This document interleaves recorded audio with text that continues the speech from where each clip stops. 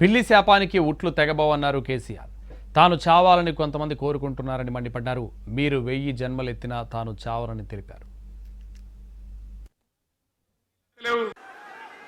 ఇప్పుడు ఎందుకు గుంటుతుంది అది?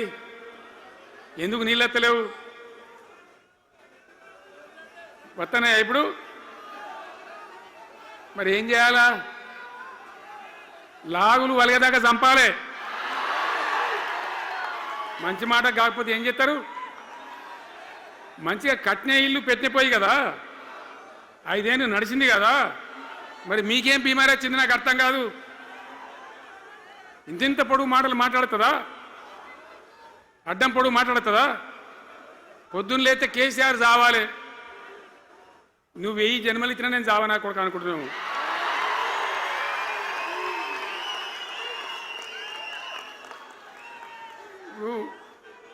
ఉట్టి మీద దాచిపెట్టింది,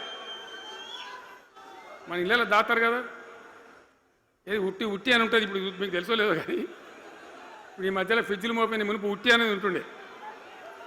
ఎండిపోయిన చేపలోకి నీ రొయ్యలో అవి ఉంటే నీ వరుగులు ఉంటే దాంట్లో పెడుదురు. పిల్లికి అందదా ఉట్టి, కింద కూసుకొని శాపం పెడతా ఉంటుంది. తెగాలే పడాలి, తెగాలే పడాలి. పిల్లి శాపానికి ఉట్టి తెగుతుందా? మరి ఈ విధవారు కేసీఆర్ చావాలంటే కేసీఆర్ చస్తాడా?